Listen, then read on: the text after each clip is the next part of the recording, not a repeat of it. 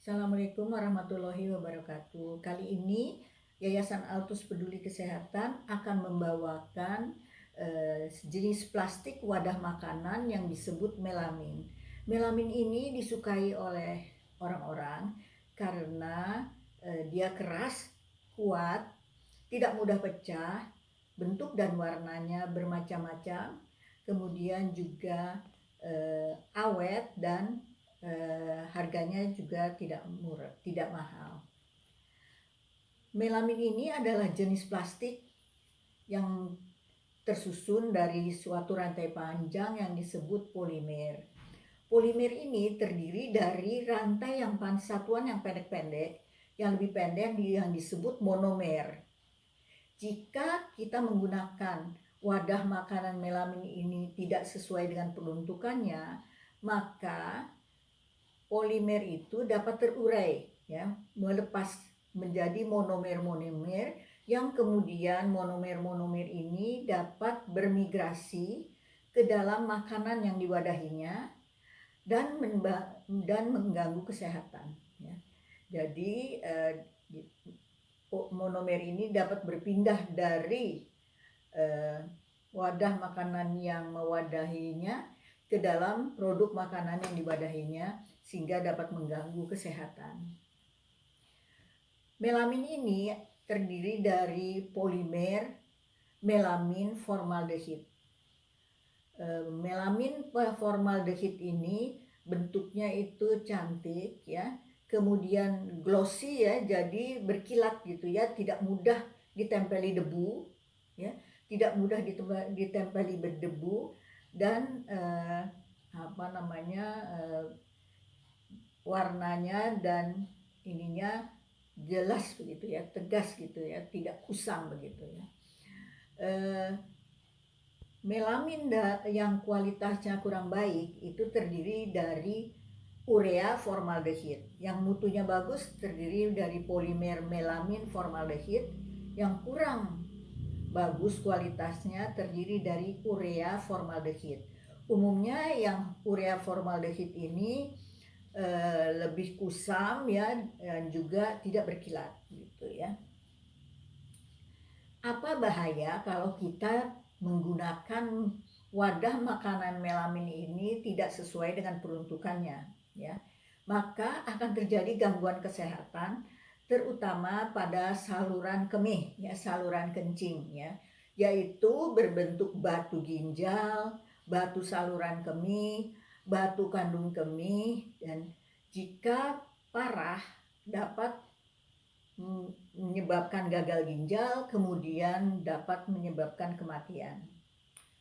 Pada bulan November 2008, ada skandal keracunan melamin di Cina pada bayi dan balita karena susu yang tercemar melamin. Pada saat itu ada 240.000 bayi dan balita yang berobat, yang dirawat jalan, dan kemudian 50.000 bayi dan balita yang dirawat inap, dan dilaporkan kematian pada 6 anak. Kenapa terjadi keracunan, ya? Skandal keracunan tersebut karena di Cina umumnya pabrik-pabrik susu menerima setoran susu dari petani peternak, kemudian yang dinilai pada saat itu di Cina adalah kandungan proteinnya. Kandungan proteinnya dinilai dari unsur nitrogen. Melamin ini adalah suatu senyawa yang banyak sekali unsur nitrogennya, ya, jadi banyak mengandung unsur nitrogen, sehingga petani-petani itu peternak-peternak itu mencampurkan susu produk mereka dengan melamin agar nitrogennya tinggi, karena makin tinggi nitrogennya makin mahal dibayar oleh pabriknya. Kemudian gejalanya apa sih kalau orang keracunan melamin, ya? Gejalanya adalah mual, muntah, kemudian urinnya menjadi sedikit atau sama sekali tidak bisa mengeluarkan urin, ya, atau urinnya berdarah, kemudian ada batu, kemudian nyeri di panggul atau di punggung ya. Namun susahnya pada bayi dan balita umumnya gejala-gejala ini tidak terlihat. Bayi dan balita itu baru terlihat jika dia sudah gagal ginjal ya, sudah gagal ginjal atau batu saluran kemihnya itu menyumbat sehingga dia tidak bisa mengeluarkan urin gitu. Jadi sehingga pada bayi dan balita umumnya diketahui setelah penyakitnya sudah cukup lanjut ya. Kemudian kalau terjadi keracunan melamin, pengobatannya bagaimana ya?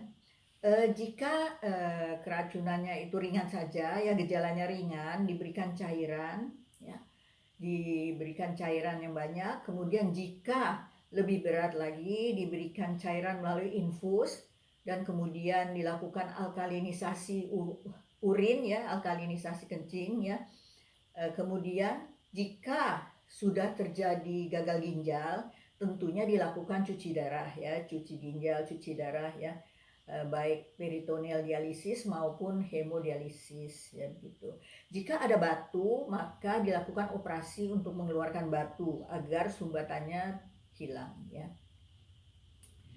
Bagaimana supaya kita tidak keracunan ya? Tidak keracunan dari monomer melamin tersebut ya. Monomernya itu kalau digunakan tidak seperti seharusnya maka bisa melepas melamin dan juga formaldehid karena melamin itu terdiri dari polimer melamin formaldehid.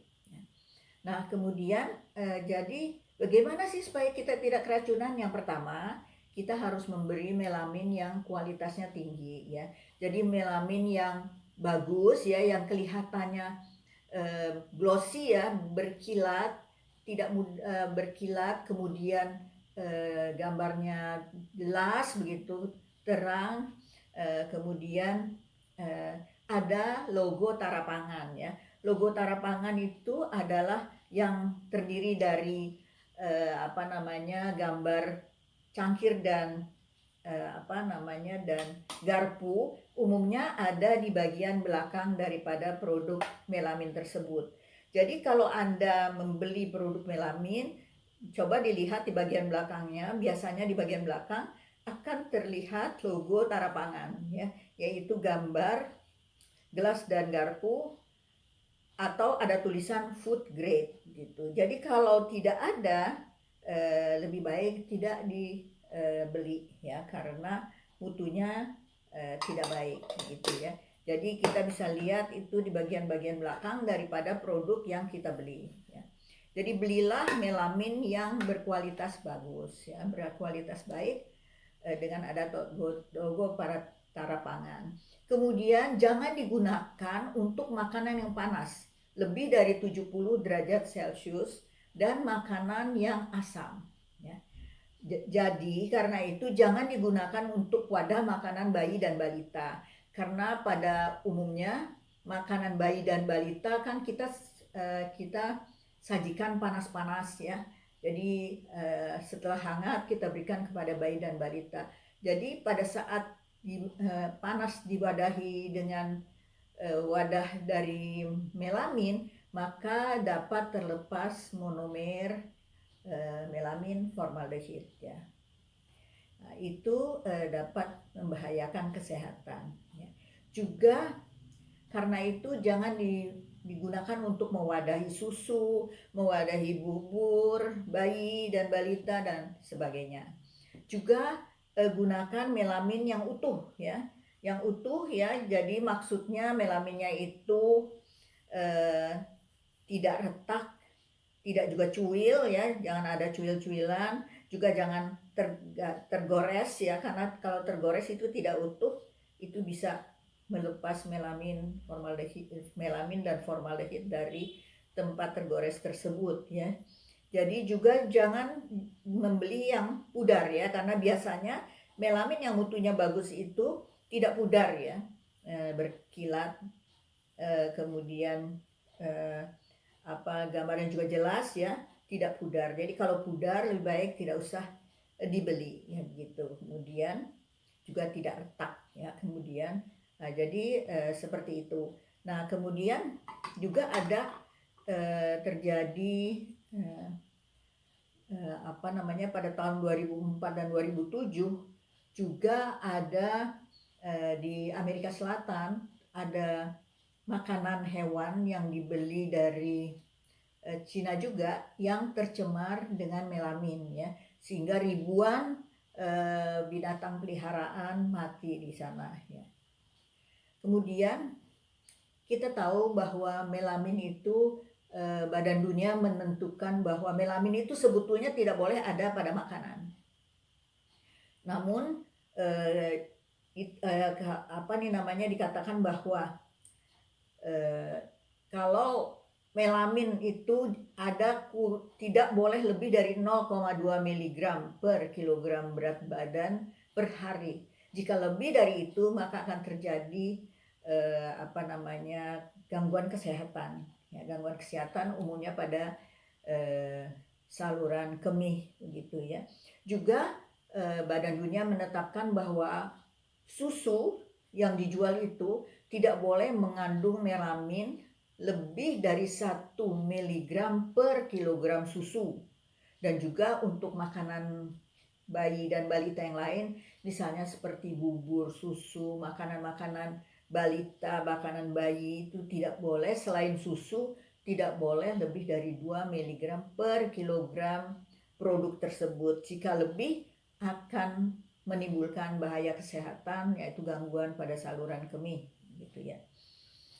Jadi bagaimana ya kita harus menggunakan melamin yang terang itu, gunakanlah dengan cara yang benar ya.